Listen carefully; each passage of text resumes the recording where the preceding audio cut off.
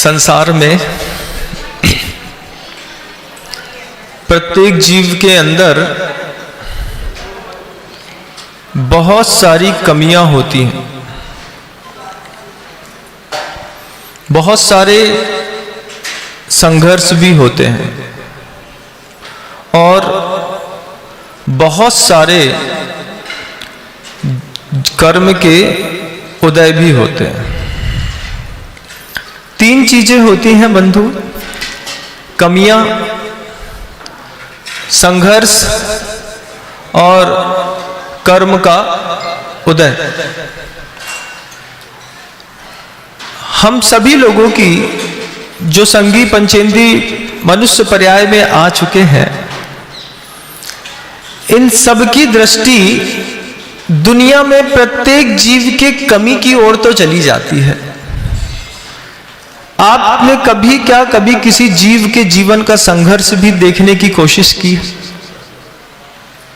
अंतर्मन में महसूस करिएगा बस। क्या कभी आपके ज्ञान का उपयोग किसी जीव के कर्म के उदय तक ले जाकर के आपको पहुंचाने की कोशिश आपके ज्ञान ने की? नहीं की। किसी का संघर्ष आपने देखना चाहा? नहीं देखना चाहा। लेकिन कमियां सबकी दिखाई देती। पंचम काल की बरिहारी है बंधु, पंचम काल की। पूज्य गुरुदेव दादा गुरु ज्ञान सागर जी महाराज, उनका एक यह ऐसा अभूतपूर्व संस्मरण है जो अंदर तक भावित करता है। सेठ भागचंद जी सोनी साहब, जिन्होंने 1865 में अजमेर के अंदर सोनी जी की नसिया ठोस सोने की बनाई बंधु। आप देखिएगा, कभी अजमेर जाइएगा तो सोनी जी की नसिया देख करके आइएगा। वो नसिया में के जो मुख्य अधिष्ठाता मालिक थे सेठ भागचंद जी सोनी साहब, वो दादा गुरु ज्ञान सागर जी महाराज के चरणों में बैठ करके धर्म चर्चा किया करते थे। और दादा गुरु ज्ञान सागर जी महाराज ने ये शब्द भागचंद जी सोनी से कहे थे कि भागचंद जी, संसार में इतने सारे जीव रहते हैं, जितने भी जीव हैं और किसी भी पर्याय में है और कितने भी इंद्रिय हैं, चाहे वो वनस्पति का एक इंद्रिय हो या फिर छोटी मोटी कृमि या इल्लियां संबंधी 2 इंद्रिय हो, चीटी संबंधी 3 इंद्रिय हो, चौर इंद्रिय में मच्छर इत्यादि भंवरे इत्यादि देख लें, संगी पंचेंद्रियों में मनुष्य देख लें, स्त्री देख लें और नपुंसक देख लें। बोले दुनिया में जितने भी जीव हैं, दादा गुरु ज्ञान सागर जी महाराज सेठ भागचंद जी सोनी से पूछ रहे हैं कि बताओ, दुनिया में जितने भी जीव हैं उनकी कमियां दिखाई देती है, ऐसा कौन सा सम्यक दृष्टि है जो उन जीवों का संघर्ष भी देखता हो? ऐसा कौन है जिसकी चिंतन शैली वहां तक लेकर के जाती हो अपने आप को कि कैसे कर्म का उदय, इस कर्म के उदय और संघर्ष की ओर दृष्टि दुनिया में अब किसी की नहीं जाती बंधुओं, सिर्फ कमियों की ओर जाती है।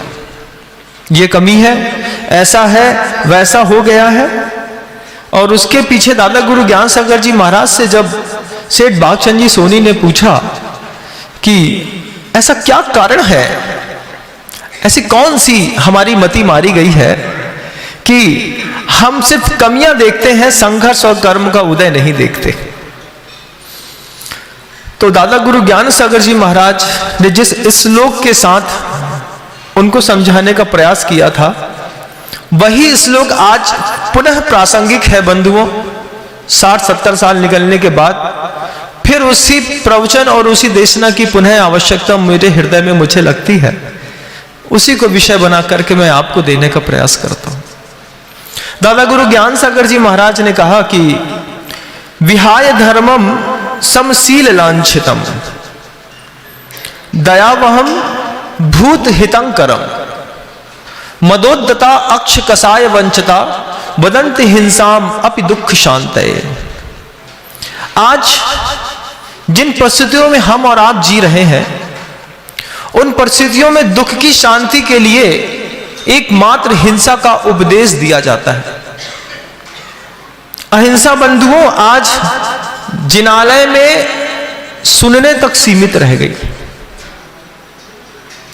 प्रैक्टिकली बात बताता हूं आपको, आप लोग खुद इस चीज को अनुभव करेंगे कि मुनि महाराज साधु का जीवन तो अहिंसक है, लेकिन आप पूरी हिंसा का त्याग नहीं कर सकते।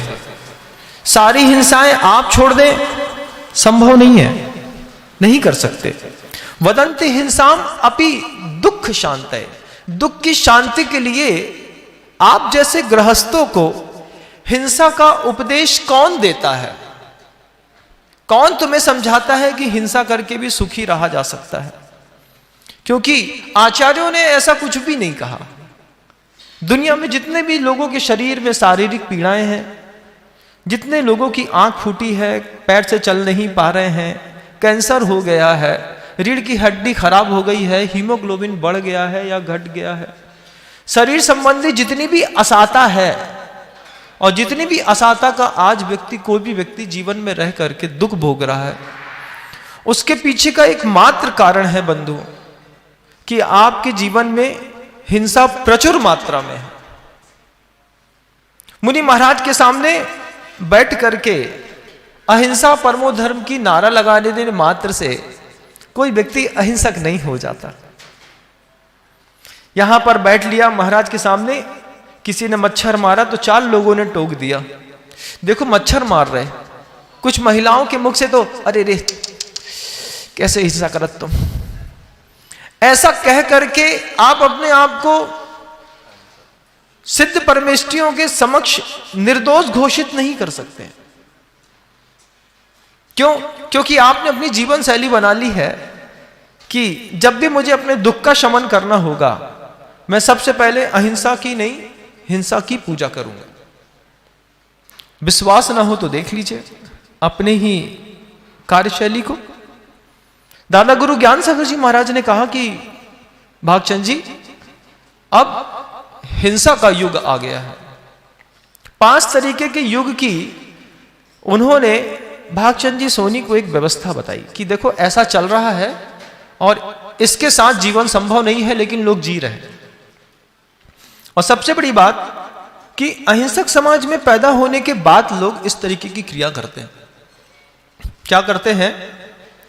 तो दादा गुरु ज्ञान सागर जी महाराज कहते हैं हिंसा का युग है। भागचंद जी सोनी हाथ जोड़ करके अपने पूरे, उस समय की वेशभूषाएं कुछ अलग हुआ करती थी बंधु, आज तो कोट पैंट आ गया। उस समय तो बड़ी सोने की एक छड़ी थी उनके हाथ में, बड़ी कलफ की हुई धोती थी, अच्छा कोट और सिर में पगड़ी हुआ करती थी। और भागचंद जी सोनी ऐसे इस तरीके से सोनी जी की नस्या के अंदर दादा गुरु ज्ञान सागर जी महाराज से संबोधन को प्राप्त हो रहे हैं।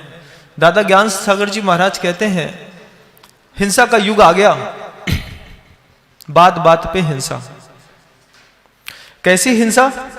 जिसके बिना आप रह सकते हैं लेकिन आप करते हैं। होटल में आप गए और होटल के अंदर जाकर के जैसे ही आप फ्रेश होने के लिए किसी टॉयलेट पे गए, लौट करके आए तो बेसिन में आपके लिए एक साबुन टंगा था। साबुन क्या टंगा था? था तो साबुन, लेकिन मछली के आकार का था। और जितने लोग आ रहे हैं वो सारे के सारे लोग मछली के आकार के साबुन को घिस रहे हैं, मछली घिस रहे हैं। और धीरे धीरे वो मछली खत्म होती चली जा रही है।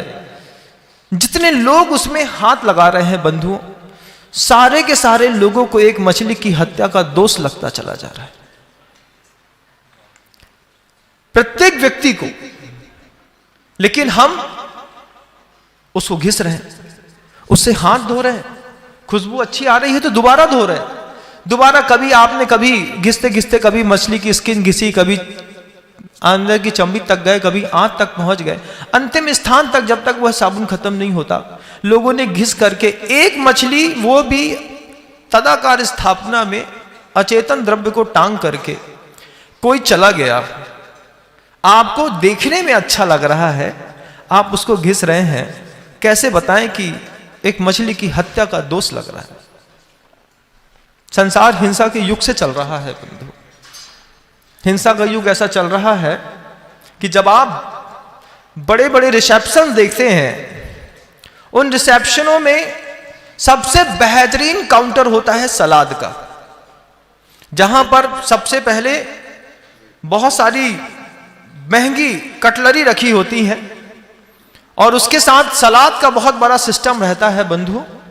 जमाने में कैसा बुद्धि ने चोट मारी है दिमाग में कि उस सलाद में हंस बना दिए जाते हैं, सलाद में पूरी मछली बना दी जाती है, कई बार सलाद में मोर बना दिया जाता है और ऐसा दिखता है कि बिल्कुल ओरिजिनल ही रखा हुआ है।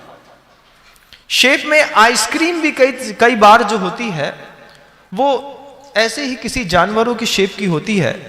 हम कोट पैंट पहन करके, बड़ी कंपनी का डीओ लगा करके, पॉलिश किए हुए जूते पहन करके जाते हैं, बड़ी स्टैंडर्ड और स्टाइल के साथ एक प्लेट उठाते हैं और उसके साथ उस सलाद को पहले गौर से चारों तरफ देख करके आनंदित होते हैं।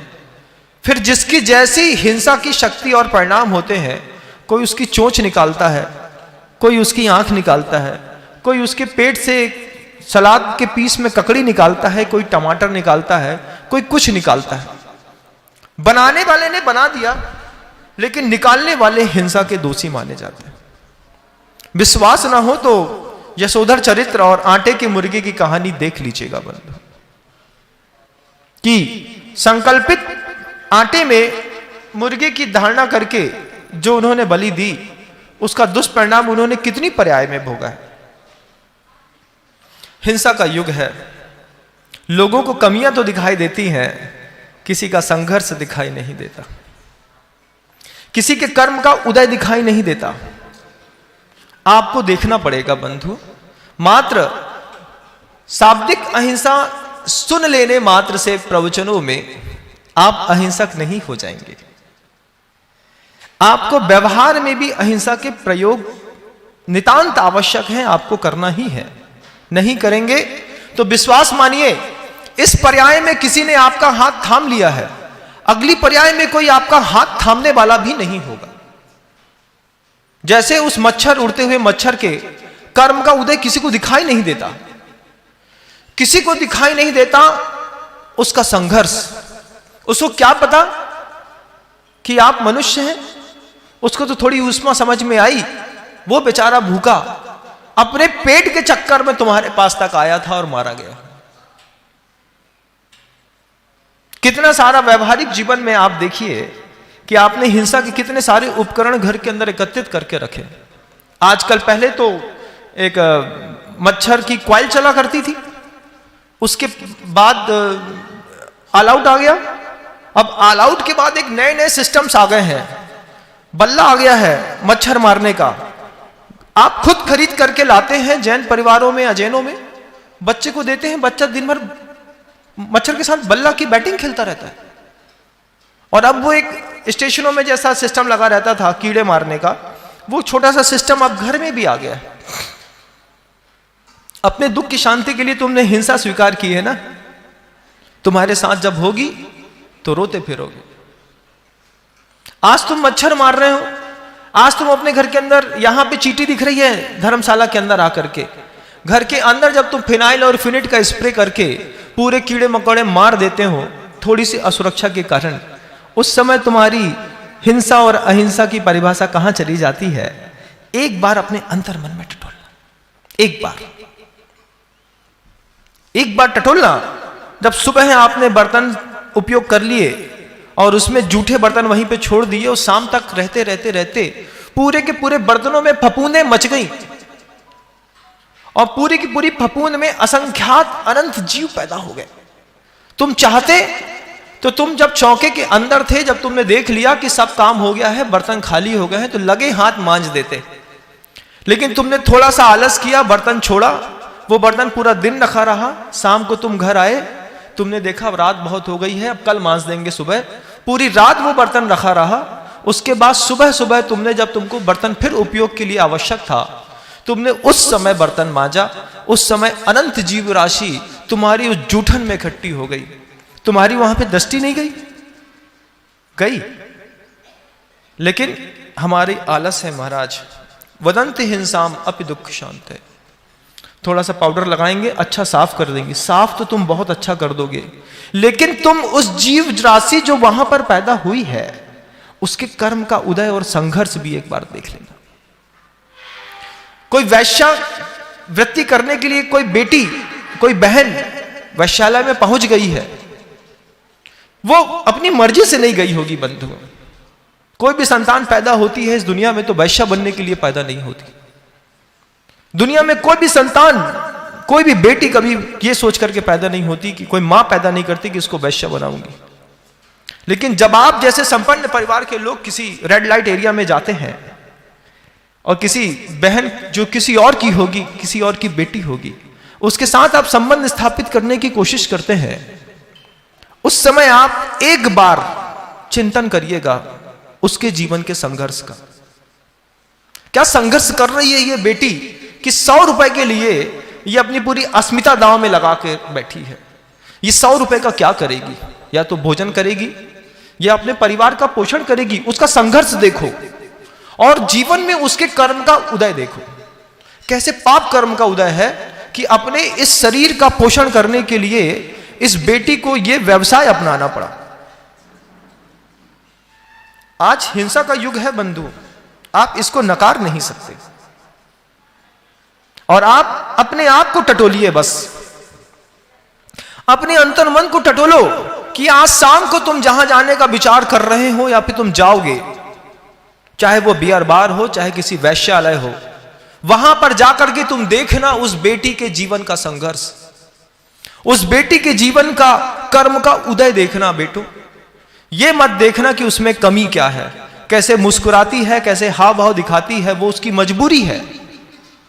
उसके पीछे उसकी 2 चीजें और हैं, संघर्ष और कर्म का उदय। आपको दिखाई नहीं देगा, क्योंकि आचार्य ने कहा है मदोद्दता अक्ष कसाय वंचिता। वो मद से उद्यत है, उसकी वो मदांध है। जो वैश्यालय में जाने वाला व्यक्ति है, जिसके जेब में पैसे की गर्मी है, वो अपनी 5 इंद्रियां और कसाय के कारण लूट लिया गया है। मदोद्दता अक्ष कसाय वंचिता वदंति हिंसाम अपि दुख शांतये। दुख की शांति के लिए वो हिंसा का सहारा ले रहा है। और सुबह आकर के उदक चंदन तंदुल पुष्प कई करते हुए भगवान आदिनाथ का अभिषेक भी करता है। शाम को मदिरालय में जाकर के जब शराब की बोतल उठा करके 2.5 पैक पीने की कोशिश करते हैं जैन समाज के बच्चे, उस समय उनको वहां पे क्या हो जाता है कि वहां पर उनको उस पैमाने के अंदर रखे हुए अनंत जीवों में उनके कर्म का उदय और संघर्ष दिखाई नहीं देता, सिर्फ अपना शौक दिखाई देता है। उनका संघर्ष देखिएगा बंधु, क्योंकि जिस जैन समाज में पैदा होने के बाद अगर आपकी दृष्टि किसी भी जीव के जीवन में संघर्ष और कर्म के उदय के ऊपर नहीं गई, आप जैन हो नहीं सकते। क्योंकि जैन तो वही है जो दूसरों के जीवन का संघर्ष और कर्म का उदय देखने की कला सीख जाता है। हो सकता है आपने इससे पहले इन 2 शब्दों पे कभी विचार न किया हो सकता है कभी किसी सद्गुरु के माध्यम से आपको कभी किसी दूसरे के जीवन के संघर्ष और कर्म के उदय को देखने की बात ना बताई गई हो। लेकिन आज जब आप इस बात को सुन रहे हैं, आज के बाद देखिएगा उस चींटी का संघर्ष देखिएगा जो पेट भरने के लिए बियाबान जंगलों में भी और भरे ट्रैफिक की रोड में भी निकलती है। उसको ये नहीं पता कि मेरे ऊपर से ट्रक चढ़ाया जाने वाला है, कि कोई मुझे कुचलने वाला है। उसको तो सिर्फ पेट भरना है। उस जीव का संघर्ष देखो और देखते देखते उसके कर्म का उदय देखो, कमी मत देखो। कमियां देखने के लिए अनंत पर्याय हैं। नारकियों का संघर्ष देखो, देवताओं का संघर्ष देखो। मनुष्य पर्याय में आपके जो साधर्मी हैं, जिनको आप बहुत ज्यादा मायाचारी और कुटिल समझते हैं, क्योंकि आपकी बुद्धि ऐसी है, आप दूसरों को भी वैसा ही समझते हैं, उनके जीवन का भी संघर्ष देखो बंधुओं। ये संघर्ष और कर्म का उदय, प्रत्येक जीव इस जीवन में ग्रसित है इस चीजों से। हमको सिर्फ कमियां दिखाई देती, किसी का संघर्ष भी देखने की कोशिश करना। आप निश्चित रूप से संसार की हिंसा खत्म नहीं कर सकते। इतने बड़े बड़े स्लॉटर हाउस हैं जिनमें बड़ी बड़ी गाय मारी जाती हैं, भैंस मारा जाता है, बड़े बड़े पाड़े मार दिए जाते हैं। छोटे छोटे पाड़ों को आपने देखा होगा, रास्ते में जब आप कभी भी टूर पे जाते हैं तो कोई ग्वाला करीब 300 पाड़ों का एक ट्रिप, 200 पाड़ों का एक खिरका लेकर के और चलते चले जाते हैं हजारों किलोमीटर। देखना आप उन लोगों का संघर्ष की चुपचाप मौन है और एक डंडी के सहारे 1000 किलोमीटर की यात्रा करके कत्ल खाने तक अपनी गर्दन खुद फंसाते हैं। लो भैया मार दो मुझे। आप उनके जीवन में कर्म का उदय देखो, कैसे कर्म का उदय है। तो क्या आपकी ताकत है स्लॉटर हाउस बंद कराने की? ऐसा कौन सा जैन समाज का व्यक्ति है जो यह कह सकता है कि महाराज मैं भारतवर्ष के अंदर जितने भी स्लॉटिंग हाउस हैं सबको बंद करा सकता हूं? किसी की ताकत नहीं है स्लॉटर हाउस बंद कराने की, किसी की भी नहीं है, किसी की भी ताकत नहीं है स्लॉटिंग हाउस बंद करा दे। तो मैं आपसे पूछना चाहता हूं, आपकी इतनी ताकत तो होगी कि आप अपने परिवार के अंदर हिंसा का तांडव बंद करा दे? इतनी ताकत है आपके अंदर? परिवार के कितने सदस्य हैं जो आपकी बात का शब्दशः पालन करेंगे? पहले आप खुद अपने आप से पूछ लीजिए। आपको अंदर से 2 मिनट बाद आवाज आएगी, भैया घर में रहते तो हैं लेकिन सुनता कोई नहीं है। सुनता कोई नहीं है तो फिर ना आप बाहर का कत्ल खाना बंद करा सकते हैं, ना आप अपने परिवार में होने वाली हिंसा बंद करा सकते हैं, लेकिन आप अपने द्वारा की जाने वाली हिंसा में जरूर विराम लगा सकते हैं। बंधु, मैं अपने परिवार को नहीं सुधार पाऊंगा, मैं इतनी ताकत नहीं है कि मैं कत्ल खाना बंद करा दूं, लेकिन इतनी ताकत तो है कि मैं संकल्प ले लूं कि मैं हिंसा नहीं करूंगा। मैं मछली से बने साबुनों में हाथ नहीं धोऊंगा। आप अकेला अपने खुद का उद्धार कर सकते हैं। देखो कितनी ताकत है तुम्हारी, तुम खुद देख लो। जब घरों के अंदरों में वे चक्कियां रखी रहती हैं, जो बड़ी बड़ी चक्कियां जैसे बाजारों में रहती हैं, आपने देखा होगा, उसी का नैनो साइज घर के अंदर भी रहता है। उसमें 2 छेद रहते हैं, एक ऊपर से डालता है जिसमें गेहूं जाता है, नीचे से गेहूं निकलता है।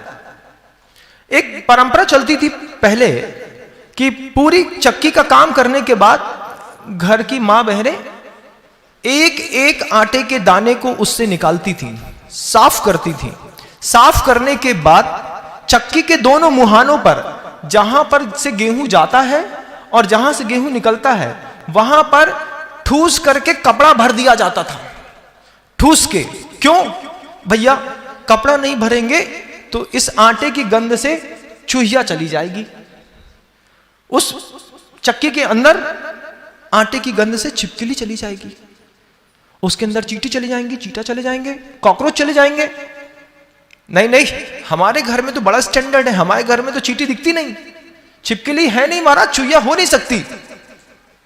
आज कह रहा हूं, अभी अपने घर की चक्की खोल करके देख लेना, एक न एक चूहा मरा पड़ा होगा अंदर, उसी के ऊपर आटा पीसते हो तुम लोग। कारण क्या है कि जब मुनि महाराज तुम्हारे नगर में आते हैं तब तुम्हारी चेतना जागृत होती है इस बात के लिए, भैया चक्की साफ करो। महाराज आ गए। उसके पहले मैं पूछना चाहता हूं कि जहां 3 दिन की मर्यादा के साथ बिल्कुल चक्की साफ सुथरी कर दी जाती थी, इसके पहले तुम्हारे परिवार में चक्की कब धुली थी? कुछ बताना भाई, एक बार सोच करके अपने लिए बताना कि तुम्हारी थोड़ी सी आलस ने कितनी बड़ी हिंसा का तांडव किया कि अंदर चूहिया मर गई, उसी के ऊपर तुमने धुला हुआ गेहूं डाला, उसी की रक्त, उसी की मज्जा और मांस से वो गेहूं पूरा लथपथ होता हुआ धीरे धीरे धीरे यहां से बाहर आता रहा। तुम उसमें रोटी बनाते रहे, अपने पति को खिलाते रहे, और पति की, पत्नी की, परिवार की आयु धीरे धीरे कम होती रही। वदंति हिंसाम अपि दुख शांति, दुख की शांति के लिए किस तरीके की हिंसा का तुमने वातावरण बना लिया। तुम्हारी सजगता थोड़ी सी और रहती तो हो सकता है उस चक्की की हिंसा से बच जाते। हाँ महाराज, लेकिन नहीं, हम तो मन चले हैं, जो मन में आएगा वो करेंगे। हम तो मन चले हैं, हमारे पास पैसा है, समृद्धि है, लेकिन विवेक नहीं है बंधु। उस चक्की के अंदर जो चुहिया पहुंच गई है, छिपकली पहुंच गई है, चींटी पहुंच गई है, चींटा पहुंच गया है, उसके जीवन का कर्म का उदय देखना। उसको नहीं पता कि हम चक्की के वो दो पार्ट के बीच में खड़े हैं, जहां अगर एक बार गलती से भी उसने स्विच ऑफ ऑन कर दिया तो मेरे शरीर के टुकड़े टुकड़े हो जाएंगे। लेकिन उसके बाद भी वो सिर्फ अपना पेट भरने के लिए वहां तक पहुंचा है, सोने और आराम करने के लिए वहां नहीं गया। लेकिन तुम जब मांसाहारी होटलों में चले जाते हो तो तुम क्या वहां पर पेट भरने के लिए जाते हो? वेजिटेरियन और नॉन वेजिटेरियन होटल्स में जहां कंबाइंड रहता है, वहां पर जाकर के वेज थाली लगवा करके जब आप खाते हैं तो आपकी आत्मा कहीं से कहीं तक कचोटती नहीं है आपको कि महाराज नॉन वेज होटल में वेज भोजन नहीं करेंगे? इसका संकल्प लेने में आपको क्या आपत्ति है? आप मांसाहार नहीं खाते, मैं मानता हूं, लेकिन आप मांसाहारी होटलों में खाते हैं, आपको शर्म क्यों नहीं आती? क्यों नहीं आती बताओ मुझे, मैं जानना चाहता हूं। मैं जानना चाहता हूं कि जब जैन समाज का कोई बच्चा वैश्यालय में जाता है तो उसकी दृष्टि वो सामने खड़ी हुई बहन के कर्म के उदय और संघर्ष के ऊपर क्यों नहीं जाती? तुम किसके द्वारा लूटे गए हो? तुम मुझे बताओ, कौन है तुम्हारा गुरु? कौन तुमको सिखाता है ये पाप करने की कला? कहां से सीख करके आए तुम? किसने सिखा दिया? यहां तो सुबह आकर के अहिंसा परमो धर्म उदक चंदन तंदुल पुष्प पे सीख रहे। ये रात में तुम्हारे अंदर का रावण कैसे जागृत हो जाता है? कैसे तुमको किसी सीता का अपहरण करने की भावना पैदा होने लगती है? युग हिंसा का है बंधु, ध्यान रखिएगा। शर्म बिल्कुल भी नहीं आती जब लगे कि टाइम थोड़ा सा बढ़ गया है तो एबॉर्शन की गोली खाने में कोई शर्म नहीं आती। अरे महाराज अब गलती हो गई, आपने तो कह दिया एक संगी पंचेंद्रिय अंदर संघर्ष कर रहा है पैदा होने के लिए, और तुम उसको मारने की प्रेरणा देकर के बार बार गोली पे गोली पे गोली पे गोली खाए जा रहे हो, गरम गरम गरम चीजें खाए जा रहे हो, बार बार पपीता खाए जा रहे हो। क्यों? पाप करते समय विवेक जागृत नहीं था। पाप का फल जब पेट में आ गया तब वहां पर जा करके उस गोली के माध्यम से अपने सुख की शांति चाहते हो। बदंती हिंसाम अपि दुख शांत है। अपने सुख के लिए किसी और को मारने का तुमको अधिकार किसने दिया था? किसने कहा था तुमसे कि ये गोली खा करके तुम अपने पेट का बच्चा गिरा देना? किसने कहा था कि हॉस्पिटल में जाकर के पीछे के दरवाजे से डीएनसी करा करके वापस चले आना? कहां से सीख के आए तुम लोग? किसने सिखाया? एक बार बताओ, एक बार सोचो, चर्चा करो, बगल वाले को समझाओ। पाप का फल आ गया है तो पश्चाताप कर लो, प्रायश्चित कर लो, लेकिन उसको मारने की कोशिश मत करो। एक बार, दो बार, तीन बार, कितनी बार? 8 बार। जैन समाज के होकर के अहिंसा का युग है कि हिंसा का है? प्रेरणा कौन है देता है तुमको पाप करने की? कौन प्रेरणा देता है तुमको वैश्यालय जाने की? कौन प्रेरणा देता है तुमको अभक्ष खाने की? कौन प्रेरणा देता है तुमको अंडे खाने के लिए? किसने कहा था? नहीं महाराज हम अंडा नहीं खाते। तो फिर वो मैकडॉनल्ड का जब आप केक खाते हैं, किसी पेस्ट्री की दुकान से उठा करके, बेकरी की दुकान से जब आप पेस्ट्री खाते हैं तो उसमें जो शाइनिंग होती है वो क्या बिना अंडे के हो जाती है? आप मुझे बता दीजिएगा। जब आपका बच्चा कहता है कि 2 रुपए का वेफर्स खाना है और आपने चुपचाप 5 रुपए दे दिए, जब आपने कैडबरी का डेयरी मिल्क खाने के लिए उसमें जब स्पष्टता लिखा है कि इसमें नॉनवेज मिला हुआ है और आप चुपचाप खा जाते, हाँ? अक्षवंचिता, 5 इंद्रियों से लूटे गए लोग। 5 इंद्रियों और कसाय ने ऐसा बर्बाद करके धरा है बंधु कि देव शास्त्र गुरु सामने खड़े होकर के भी संबोधन देते हैं तो ना तुम अपनी स्थिति सुधारना चाह रहे हो, ना अपने परिवार की, समाज की। तुम खाक सुधारोगे? खाक तुम देश सुधारोगे? तुम्हारी चेतना में तो वो बात ही पैदा नहीं होती कि तुम जब चमड़े का स्ट्रिप पहनते हो घड़ी लगा करके कि इस छोटे से पट्टी के चक्कर में पूरी एक गाय मारी गई होगी, तब जाकर के चमड़े का इतना सा अंश यहां पे लगा है। जब तुम्हारा बटुआ, तब तुम्हारे जूते, जब तुम्हारा जैकेट। एक समय था बीच में बंधु, बहुत अच्छा समय आया था जब लोग बहुत कॉन्शियस हो गए थे इस बात को लेकर के कि मुझे जूता में लेदर, चमड़े में, बेल्ट में लेदर यूज नहीं करना है, लेकिन वो भाव अब फिर खत्म हो गया। एक समय बीच का ऐसा था पिछले 10 सालों में कि लोग जागरूक थे इस बात के लिए कि मुझे चमड़े का कोई भी प्रयोग नहीं करना है, लेकिन अब फिर एक ऐसा माहौल बना दिया गया है कि काटने वाले निरंतर काटते रहते हैं, उपयोग करने वाले को सिर्फ कंफर्टेबल लाइफ चाहिए। जब बड़ी कंपनी की कस्टमाइज गाड़ी खरीदते हैं तो 6 गाय मारी जाती है बंधुओं, तब जाकर के एक कार की सीटें बनती हैं, आगे की और पीछे की। खरीदने को तो खरीद ली 30 लाख की गाड़ी, चमड़े की सीटें हैं, उसके ऊपर पन्नी डाल करके फिर सोले के कपड़े पहन करके महाराज को आहार देने के लिए आते हो। शर्म थोड़ी भी नहीं आती? मैं पूछना चाहता हूं, थोड़ी भी नहीं आती? थोड़ा नहीं लगता कि सोले के कपड़े पहन लिए हैं तो जिनाले तक पैदल ही चला जाता हूं? जानते तो सब हो, ऐसा नहीं कि कुछ पता नहीं है, पता तो सब है, लेकिन मानसिकता कैसी हो गई है? हिंसा का युग आ गया है। कौन समझा रहा है? दादा गुरु ज्ञान सागर जी महाराज उस समय भागचंद जी सोनी को समझा रहे थे। दादा गुरु ज्ञान सागर जी महाराज के आंख से आंसू निकला। दादा गुरु ज्ञान सागर जी महाराज ने कहा, भागचंद जी कैसा घोर कलयुग आ गया है, अब तो गाय भी काटे जाने लगी। जिस गाय को इस भारतवर्ष के अंदर देवता स्वरूप माना गया था, जिसके अंदर 33 कोटि के देवी देवताओं की स्थापना और कल्पना की गई थी, आज उसको भी लोग काटने लगे। उस समय दादा गुरु ने जब अपने मुख से भागचंद जी सोनी साहब से यह बात कही, लोग कांप गए। अच्छा हुआ दादा गुरु ज्ञान सागर जी महाराज आज इस सृष्टि पर नहीं है।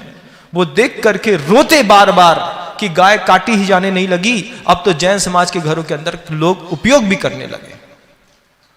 तरीका दूसरा हो सकता है, तरीका हो सकता है कि किसी दवाई में मिला हुआ द्रव्य आ गया हो। तरीका हो सकता है कि आप जब बहुत ब्रांडेड कंपनियों की कोई बहुत अच्छे वस्त्र पहन रहे हो तो उसमें साइजिंग के लिए जब मटन टैलो यूज किया गया हो।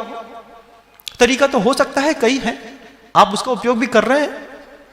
आप अपने आप को परख के देखिएगा, जितने भी डीओ बनते हैं बंधुओं, जिससे आपके जीवन में खुशबू आती है, उन सब के पीछे अनंत अनंत जीवों का घात प्रतिदिन हुआ करता है। जब आप इस पे लगा करके हीरो बन करके फिर 16 पहन करके आते हो और फिर महाराज के सामने खड़े हो जाते हो कि महाराज आहार देना है, उस समय महाराज सोते हैं कि इसका 16 है भी कि नहीं है, कि हम क्या कहें। सबसे सस्ती कीमत पर बनाया जाता है, चाहे वो पॉन्ड्स कंपनी का पाउडर हो, चाहे वो लिरिल कंपनी का हो, जो बिल्कुल ठंडा ठंडा डर्मी कूल होता है। जितनी भी जानवरों की हड्डियां रहती हैं बिल्कुल बारीक पीस करके उसमें फ्रेग्रेंस मिला दिया जाता है और उसको आप अपने मुंह में लपेट करके चले आते हो। और आप अपने जीवन को खुश बनाने के लिए मैं सिर्फ एक बात कहना चाहता हूं कि क्रिया कोई भी करो, एक बार खड़े होकर के किसी दूसरे जीव के जीवन का संघर्ष और कर्म का उदय देखो, कैसा संघर्ष झेला होगा उसने। कोई भी वस्तु प्रयोग में लाओ, तुम अपने परिवार को नहीं सुधार सकते हो, कोई बात नहीं, हम वहां तक पहुंच नहीं कर रहे हैं, सिर्फ तुम सुधर जाओ। बस सिर्फ तुमसे अपेक्षा है कि जिन चीजों में मांस मिला हो, जिन चीजों में किसी जीव का परिणाम के साथ, संक्लेश के साथ अवयव मिलाए गए हो, ऐसे संसाधनों का मैं प्रयोग नहीं करूंगा। परिवार वाले क्या करते हैं इससे मतलब नहीं है, मैं नहीं करूंगा, बस इतना। क्या आपत्ति है? आपत्ति तो कोई नहीं है महाराज, तो फिर क्या दिक्कत है? अब जो आ गया है उसका क्या करेंगे? तो घर के अंदर जब तुम्हारे जिस्म के अंदर कैंसर आ जाता है तो उसका क्या करते हो, मैं पूछना चाहता हूं। क्या उसको पोषित करते हो ये सोच करके कि आ गया है तो पोषित करेंगे? नहीं, आज ही निकालना है। तो जैसे तुम्हारी देह के अंदर जब विकार पैदा होता है तो तुम उसको तुरंत निकालने की व्यवस्था करते हो, ऐसी तुम्हारी मानसिकता के अंदर जो विकार पैदा हो गए हैं बंधु, उसको अभी निकालना होगा। सब्स्टिट्यूट खुद ढूंढने होंगे। हर चीज का सब्स्टिट्यूट अवेलेबल है, लेकिन आपको किसी भी जीव का संघर्ष और कर्म का उदय देखे बिना अपने जीवन को जीने की कला सीख ली है। क्यों? क्योंकि तुम्हारे द्वारा सिर्फ हिंसा के साथ सुख की प्राप्ति की तुम्हारी धारणा बन गई है। मुनि महाराजों के सामने तो अहिंसा का उद्घोष और जयकारा जब रोड में लगाते हो तो सुनने वालों को, जब कोई दूसरी जात का आदमी सुनता होगा, उसको भी शर्म आती होगी कि यह अभी अहिंसा परमो धर्म कह रहा है और शाम को हमारे साथ बिरयानी खाएगा। क्या लगेगा उसको, सोचो आप। ठेलों में लोग देख लेते हैं, जैन समाज का लड़का खड़ा है, नहीं हम खड़े बस थे। अरे तुम वहां तक पहुंच कैसे गए? घर के अंदर उसकी रिमांड क्यों नहीं ली जाती है? क्यों नहीं ली जाती? समय नहीं है महाराज, क्या कर सकते? हम पैसा दे सकते हैं लेकिन समय नहीं दे सकते। पिता पुत्र को पैसा दे सकता है, समय नहीं दे सकता। कहां जाता है, किससे मिलता है, किसके साथ रहता है, कौन मित्र है, कौन शत्रु है, कुछ मतलब नहीं। तुम पैसा लो, हमारा जंजाल छोड़ो। क्यों? आपकी पूरी शक्ति पैसा कमाने में लगी है और आपके पुत्र की शक्ति आपके पैसे के माध्यम से पाप का नाम कमाने में लगी है। दोनों अपने अपने काम में मशगूल हो गए हैं बंधु। हिंसा का युग चल रहा है, क्लेश का युग चल रहा है। क्लेश कैसा युग चल रहा है? किसी के साथ भी घर के अंदर रहो, किसी को भरोसा नहीं है कब इज्जत उतार दे, किसी को भरोसा नहीं है। परिवार वालों के साथ रहते हो, हंसते हो, मित्रों के साथ हंसते हो, बतियाते हो, अचानक आपके मजाक के ऊपर जब वो बड़े बड़े मंत्र पढ़ने लगता है तब आपको कैसा लगता है? अरे मजाक किया था इसने तो इज्जत ही उतार दी सबके सामने। क्लेश का युग चल रहा है, वहीं की संतानें यहां आ जाती हैं। यहां पर मुनि बनने के बाद भी इसी बात का भय लगता है कि बगल वाला कब इज्जत ना उतार दे। क्यों? संस्कार वहां से लेकर के आए, उसका प्रयोग यहां पे आकर के भी कर रहे हैं। जिससे काम करना है, जिसके साथ जीवन जीना है, उसी का अवर्णवाद और निंदा करने में कितनी तुम्हारी शक्ति खराब होती है, तुम खुद देख लेना। हमारा मत करना, अपने अंदर ही देख लेना। घर के लोगों का जब पीठ पीछे तुम निंदा करते हो, अवर्णवाद करते हो, ये ऐसा नहीं ऐसा है, ऐसा नहीं ऐसा है, तब सोचना कि महाराज ने वो कारिका ठीक लिखी थी। मदोद्दता अक्ष कसाय वंचिता वदन से हिंसाम अपि दुख शांतय। ये जीवन शैली आज की है, वर्तमान पंचम काल की। लेकिन धर्म कैसा है? तो ऊपर की लाइन में कहा, धर्मम समशील लांछितम दयावहम भूत हितंकरम, कि प्राणी की पीड़ा को दिख जाए तो जैसे धरती में भूकंप आता है और धरती कांप जाती है, सम्यक दृष्टि दूसरे के दर्द को देख करके ऐसा कांप जाता है। तुमको पीड़ा है, मेरे पास सामर्थ्य है, अब जब तक मैं तुम्हारी पीड़ा दूर नहीं कर दूंगा तब तक मैं तुम्हारे पीछे लगूंगा। यह सम्यक दृष्टि का गुण होता है। और आप धीरे से काला कांच चढ़ा लेते हैं, भैया मत देखो नहीं तो भाई पैसा लग जाएंगे। तुमको अगली पर्याय में कौन संभालेगा, तुम बताओ एक बार। इस पर्याय में तो तुमको तुम्हारे माता पिता ने, तुम्हारे पुण्य के उदय ने, जिन धर्म ने, गुरुओं ने संभाल लिया। तुम्हारी ऐसी ही स्थिति है, अगली पर्याय में तुम्हारा हाथ कौन पकड़ेगा? कौन तुमसे बोलेगा कि हम हैं ना, तुम घबराओ मत। आज गुरु हैं, घर के अंदर आए हैं, बैठे हैं, समझाते हैं, बात समझ में नहीं आती। तो जब नरक में चले जाओगे तब कौन सब पकड़ेगा तुम्हारा हाथ? जब मच्छर बन करके उड़ोगे और किसी के जिस्म में बैठोगे तब कौन समझाएगा कि वो पापी है कि धर्मात्मा दिख रहा है, 1 मिनट में मार डालेगा? किसको पता है? जब तिर्यंश की पर्याय में चले जाओगे, जिसको दूध पिलाते रहोगे वही धीरे से तुम्हारे गले में जब छुरा चलाएगा। मैंने देखा वो दृश्य, मुझे ऐसा लगा कि क्या बताऊं। एक जल्लाद गाय का दूध निकाल रहा है, कत्ल खाने के अंदर बाल्टी भरी है, पूरा दूध निकाल लिया। दूसरा उसके गले में धीरे से हाथ फेर रहा है, एक हाथ में वो तलवार पकड़ा हुआ है और गाय उस जल्लाद का हाथ चाट रही है कि ये मेरा रखवाला है। उस समय तुमको कौन बचाएगा? जब तुम अपने ही जल्लाद का हाथ चाटते रहोगे, वो धीरे से तुम्हारी गर्दन उतार देगा। क्योंकि आज तुमने दूसरों की गर्दन उतरी सामग्री अपने मुंह में लगाई है, जब तुम्हारी गर्दन उतार करके कोई अपने मुंह में लगाएगा तब तुमको कौन संभालेगा? कोई मुनि महाराज आएंगे बचाने के लिए? नहीं आएंगे, कोई नहीं आएगा बंधुओं। अपनी रक्षा खुद करनी पड़ती है, अपने आत्मा के परिणामों को खुद संभालना पड़ता है। खुद ऊपर ऊंचे उठने के लिए हमको अपनी वर्तमान की जीवन शैली में बदलाव लाना पड़ता है।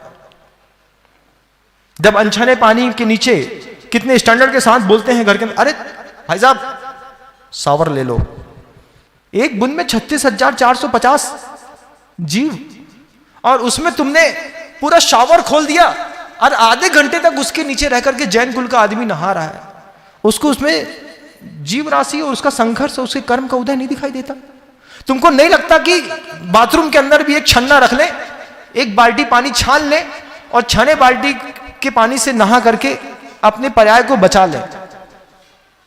मजबूरी है तुम्हारी, ठीक है, मानते हैं, तुमको उसके बिना नहीं बनता, लेकिन मजबूरी का, किसी और की मजबूरी का फायदा उठाने के लिए तुमको किसने कहा? कैसे जब गीजर में तुम सीधे सीधे अनछना पानी डाल देते हो, सारे के सारे जंतु उबल जाते हैं। अदृश्य का ध्यान रखने की कला सिर्फ जैन दर्शन में है बंधुओं। सिर्फ एकमात्र जैन दर्शन में वो ताकत है कि जो दिखाई नहीं देता, वहां पर भी जीव की कल्पना करके तुमने उसकी भी रक्षा करने के पुरुषार्थ का बीड़ा उठाया था। तुमने संकल्प किया था इस बात का कि हम जैन हैं, हम अदृश्य का भी ध्यान रखेंगे। आज वो अदृश्य का ध्यान तुम कहां रखते हो? एक बार अपने अंतर्मन में टटोलो। सोचना तुम्हारी जीवन शैली कितनी हिंसक हो गई है। क्या तुम अपने दुख की शांति के लिए इस तरीके की निरंतर हिंसा करते रहोगे? मृत्यु के अंतिम समय तक करते रहोगे तुम? कब तुम्हारी चेतना झंकृत होकर के और तुमको अपने आप को संभालेगी? ये तत्वाद सूत्र के पाठ करने से, सहस्र नाम का पाठ करने से पाप नहीं कटेंगे। भक्तांबर स्तोत्र का पाठ घर के अंदर रखने से तुम्हारे पाप नहीं कटने वाले, तुम्हारे पाप कटेंगे हिंसा का त्याग करने से। बात ताली बजाने की नहीं, बात अंतर में समझ जाने की है कि अगर तुम ये सोचते हो कि मैं सब करूंगा उसके बाद मंदिर जाऊंगा तो मेरा सब न्यूट्रल हो जाएगा, कोई कार्मिक अकाउंट न्यूट्रल होने वाला नहीं है। सबका फल भोगना पड़ेगा, सजा मिलेगी, बरोबर मिलेगी और भोगनी भी पड़ेगी। उस समय बचाएगा कौन? चेतना का जो अनकॉन्शियस एवोल्यूशन था, आपके चेतना का जो एक बिना पुरुषार्थ किए जिसको विकास की उत्कृष्टतम सीमा थी, वो मनुष्य पर्याय थी। इसके बाद अब कॉन्शियस एवोल्यूशन की बात है। इसके बाद आपको चेतनात्मक विकास की प्रक्रिया की ओर अपने आप को लेकर के जानना पड़ेगा कि मैं बुद्धि पूर्वक अब विकास करूंगा, क्योंकि ये एक्सट्रीम है। इसके बाद सिर्फ पतन होता है। या तो तुम मच्छर बनोगे, मक्खी बनोगे, तिर्यंश बनोगे, नारकी बनोगे, इन्हीं गतियों में जाना है तुमको। ऊपर की और अच्छी पर्याय की बात भूल जाओ, क्योंकि बिना पुरुषार्थ किए जो सबसे अच्छा मिल सकता था वो यही था कि मनुष्य पर्याय के साथ जिन खुल। इसके बाद अब आंख बंद करके जीवन जीने का परिणाम जब मिलेगा तो अपनी ही घर की नाली में जब कीड़े बन के बिलबिलाओगे और खुद का बच्चा जब उसके ऊपर फिनाइल डालेगा, बिना तुम्हारे संघर्ष और कर्म का उदय देखते हुए जब कोई मेढक तुम्हारी छाती में चढ़ेगा, तुम उसको मसल दोगे, तब तुम्हें समझ में आएगा कर्म का कैसे चोट मार रहे हैं। आज वक्त है, वक्त रहते पूरी दुनिया समझ जाए इस बात को, नहीं तो जो बम के गोले वहां गिराए जा रहे हैं वो तुम्हारे घर में कब गिर जाएंगे पता नहीं चलेगा। क्योंकि तुम भी तो गिराते हो रोज नाली में थोड़ा थोड़ा फिनाइल, अच्छी खुशबू आनी चाहिए, कुछ ऐसा तुम भी तो करते हो कि दूसरा मरता है तो कोई दूसरा भी ऐसा करेगा कि तुम भी एक दिन तड़प तड़प के मरोगे। उस दिन के लिए अपनी परिस्थितियां मत बनाओ बंधु, बिल्कुल मत बनाओ। ये जीवन मिला है और तुमको विवेक मिला है। सबसे बड़ी बात, ऐसे सदगुरु मिले हैं जो तुमसे तुम्हारा व्यक्तिगत कुछ भी नहीं चाहते हो, तुमको देने के लिए आए। देशना का लाभ लो, अपनी जीवन शैली में अहिंसा स्वीकार कर लो, बहुत बड़ी बात हो जाएगी। परिवार की चिंता मत करना, ये चिंता मत करना कि गौशाला कौन चलाएगा, स्लाटिंग हाउस कौन बंद करेगा। उसके लिए कोई ना कोई अवतारी पुरुष प्रत्येक युग में अवतार लेते रहते हैं। पूज्य गुरुवर को आप देखिएगा, जब उन्होंने ये कारिका पढ़ी कि धर्म की परिभाषा क्या है, दया वहम भूत हितं करम, कि प्राणियों का हित करने वाला है, उन्होंने संकल्प किया। किसको पड़ी थी? मांस निर्यात बंद कराने की। तो क्या तुम्हारी चेतना में कभी यह विचार भी आया कि कभी मांस निर्यात बंद कराना चाहिए? कभी नहीं आया। उनकी चेतना में आया, उनकी चेतना में आया तो आज उनके आशीर्वाद से 10,000 टन से ऊपर का मांस निर्यात जो एक महीने के अंदर होता था उसमें बैन लगाया। हर साल की कम से कम 5 लाख से ऊपर गाय मात्र उनके उस विचार से बचने लगी। और सहयोग आपका था, मानता हूं, आप लड़े, आपने किया, लेकिन विचार कहां पैदा होता है? आपके पास नहीं। गौशाला खोलने का विचार भी उनके दिमाग में आया। तुम पता नहीं कैसा गंदा खाते हो, तो शांतिधारा खोलने का विचार भी उन्हीं के दिमाग में आया। उन्हीं के दिमाग में तुम्हारे जीवन की रक्षा करने के लिए भाग्योदय खोलने का विचार आया। तुम्हारे बच्चों को गढ़ने के लिए उन्हीं ने दया के लिए ही तो प्रतिभा स्थली खोली है बंधु। सब तुम्हारे लिए। एक संत तुम्हारे जीवन को बचाने के लिए चौमुखी चिंता कर रहा है। तुम अपना जीवन बचाने के लिए क्या कर रहे हो? तुम समीक्षा करते हो इस बात की कि प्रतिभा स्थली में हिंदी पढ़ाई जाती है? अरे समीक्षा नहीं करो, तुम संघर्ष देखो कि दुनिया से बचा करके कैसे वो उसकी स्थापना कर रहे हैं। तुम्हारे पास शक्ति है, सामर्थ्य है, धन है, तुम उसके बाद भी नहीं देना चाहते हो। उसके बाद भी विकास का एक भी कार्यक्रम नहीं रुका गुरुदेव का। जितनी तुम्हारी ताकत थी, जितने तुम्हारे पुण्य की वजह से तुम्हारे घर के अंदर संपदा आई थी, तुम में उसने दान कितना दिया? सिर्फ इतना सा दिया जिससे ना हमको फर्क पड़े ना किसी और को। उसके बाद भी गुरुओं ने तुमको ज्यादा कुछ नहीं कहा, तुमसे अपेक्षा भी नहीं रखी, बस यही दया करते रहे, चलो जितना दिया तो दिया, लेकिन ये और देता तो सृष्टि कितनी और सुंदर कर देते हैं हम। तुम्हारे एक एक रुपए का उस संत ने उपयोग करके सृष्टि को कितना समृद्ध किया है।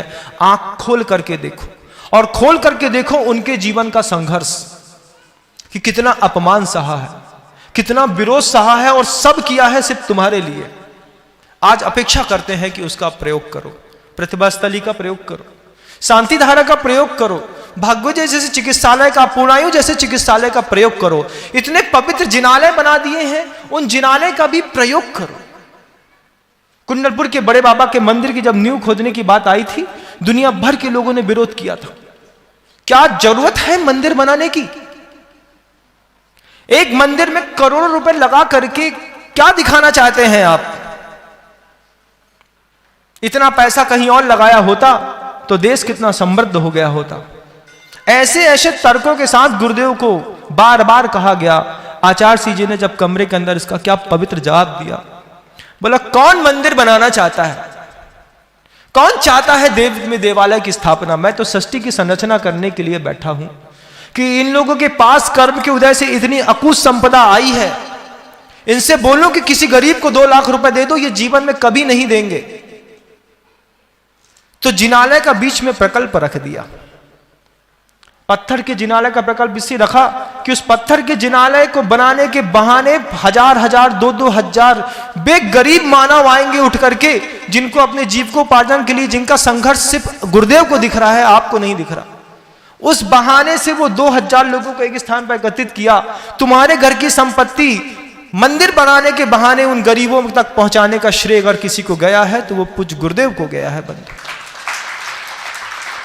उनके पीछे का वो उद्देश्य देखो कि अकुश संपदा रखी है इसके घर में, अगर ये पुण्य के काम में नहीं लगाएगा तो पक्का पाप में जाएगी।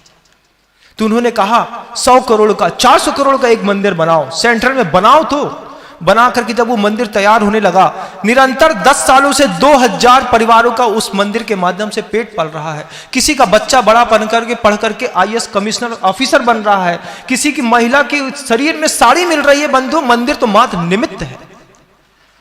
आप उस स्थिति तक जाकर के देखो कि तुम्हारे धन की यात्रा अगर तुम देवशास्त्र गुरु के लिए दान देते हो तो कहां तक होती है, कहां तक होती है यात्रा। और तुम्हारे घर के अंदर रखा पैसा क्या करता है बंधु, बताओ। शक्ति थी, तुमने रोक करके रख ली, ना अपने काम में लाए, ना देवशास्त्र गुरु के काम में लाए, ना सामाजिक कार्यों में लाए।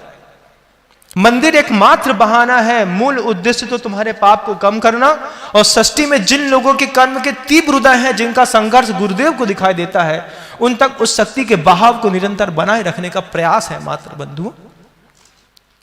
प्रभु तो सिद्धालय में विराजमान है, जिनालय में तो साधक की साधना। अगर आप कुंडलपुर अब जाकर के देखेंगे, बड़े दूर से बड़े बाबा को देख करके जो गौरव अंदर महसूस होता है, उसकी अनुभूति का कहना ही क्या। लेकिन वो अनुभूति आज चरम पर है। जब शुरुआत की थी तब किसी को संघर्ष भी सहना पड़ा था। हिंसा का युग है बंधुओं, अपने आप को संभाल लीजिए, आपका समय हो गया है।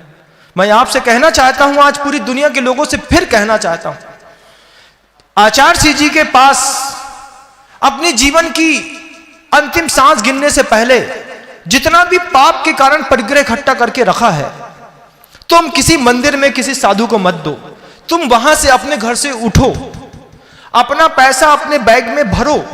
वो गुरुदेव जो स्वयं साक्षात तीर्थंकर के जैसी चर्या करके आज सृष्टि को समृद्ध करने के लिए निरंतर कटिबद्ध हैं, उनके चरणों में जाकर के अपनी राशि छोड़ करके आओ, ये बोल करके कि गुरुदेव मैं तो अब इस पर्याय को छोड़ने वाला हूं, ये संपत्ति आपके चरणों में समर्पित है, आपको जहां लगाना हो वहां लगा देना। ये आप प्रत्येक जैन की, प्रत्येक अहिंसक समाज के प्रत्येक व्यक्ति की ये बड़ी, सबसे बड़ी जवाबदारी हो गई है कि आपके घर के अंदर अगर आपका पैसा कलह मचा रहा है, आपको क्लेश पैदा कर रहा है, आपके घर के अंदर विवाद पैदा कर रहा है और आपकी पर्याय जाने वाली है, आप पैसा, सोना, चांदी, हीरा, मोती सब उठाइए। हमने देखा ऐसा परिवार खजुराहो में, सप्तम प्रतिमाधारी, उसके पिता 10 प्रतिमाधारी। उनने कहा, एक दिन आ गए वो और आकर के आचार्य जी के सामने धीरे धीरे 3 झोला खोलने लगे। झोले पे झोला खुलते चले जा रहे थे। जयसुख भाई के यहाँ के, बंबई के हैं, मूलतः श्वेतांबर जैन हैं और पिछले 40 सालों से आचार्य जी के ऊपर श्रद्धा करके शुद्ध दिगंबरत्व का पालन करके जिन्होंने संलेखना पूर्वक समाधि मरण किया है बंधुओं आचार्य जी की सन्निधि में। उस भाई की बात देखो कि उस परिवार के गृहस्थ की क्या सोच है। 3 झोला खोला, आचार्य जी समाधि के बाद उठे थे। 7 प्रतिमाधारी थी वो दादी, आकर के धीरे धीरे हीरे के, सोने के, चांदी के सेट खोलने लगी, कैश खोलने लगी, सोने के बिस्किट रखने लगी। आचार्य जी हंस के पूछते हैं ये सब क्या है? वो बोलते हैं मेरी पर्याय का अंतिम समय आ गया है। मैंने सोचा था बच्ची के काम आएगा, पुत्र के काम आएगा, लेकिन सबने ब्रह्मचर्य व्रत ले लिए। कोई प्रतिभा स्थली में चली गई, कोई आपके आशीर्वाद से भाग्योदय में चला गया, कोई कहीं चला गया। इस जड़ संपदा का मैं अपने घर के अंदर रख के क्या करूंगा? इसके असली स्वामी तो सिर्फ आप हैं, आपके चरणों में छोड़ करके जा रहे हैं, जिसको देना हो दे दीजिएगा। और वहीं पर पलट करके ना रसीद मांगी, कुछ भी नहीं किया बंधुओं, चुपचाप छोड़ करके वापस चले गए। अब गुरुदेव की जवाबदारी थी। गुरुदेव ने कहा देखो इन्हें संपत्ति छोड़ करके शावक गया है, अगले जन्म में तीर्थंकर का या चक्रवर्ती का वैभव लेकर के फिर पैदा होगा। आपसे भी कहना चाहता हूं, जैसे उस श्रावक ने कर दिया ऐसे आपका भी कर्तव्य है। आपको लगता है कि यहां नहीं, यहां नहीं, यहां नहीं, तो एक स्थान तो ऐसा है जो आपके पूरे भरोसे का है। उस भरोसे के स्थान में अपनी पूरी संपत्ति उठाइए जो आपके काम की नहीं है और आपके ऊपर बोझ बन के बैठी है। वहां जाइए, सीधा बंडल छोड़ करके, अपनी संपदा छोड़ करके उनके माथे में द्रव्य चढ़ा के आइए और बोलिए मेरी पर्याय का अंत हुआ। अब ये शक्ति आपको जहां लगानी है आप लगाइएगा, मैं आपके चरणों में छोड़ करके निस्संक हुआ भगवान। ये आपका था, आपको समर्पित है। ये भावना भी अगर आपके अंदर पैदा हो गई तो मैं समझता हूं आपके जाने के बाद आपके द्रव्य से वे महापुरुष सृष्टि में ऐसा इतिहास लिखेंगे। देखो कैसे खूबसूरती से देख रहे हैं वो आप लोगों को इस फोटो के माध्यम से भी, कि जो तुम कह रहे हो वो बिल्कुल सही है। आप गुरुदेव की उस छवि को सामने देखिए बंधु, और फिर अपनी संपत्ति देखिए, फिर अपना मनोभाव देखिए, क्योंकि आपकी जीवन शैली तो बदंती हिंसाम अपि दुख शांति की हो गई है। मैं चाहता हूं कि इस पर्याय का अंत होने से पहले आप अपने परिणामों को संभाल करके परिग्रह का त्याग करने के साथ साथ ही आप अहिंसक होकर के इस पर्याय को छोड़ें। इन्हीं भावनाओं के साथ अहिंसा परम धर्म की। भगवंत गुरुदेव श्री विद्यासागर जी मुनि महाराज।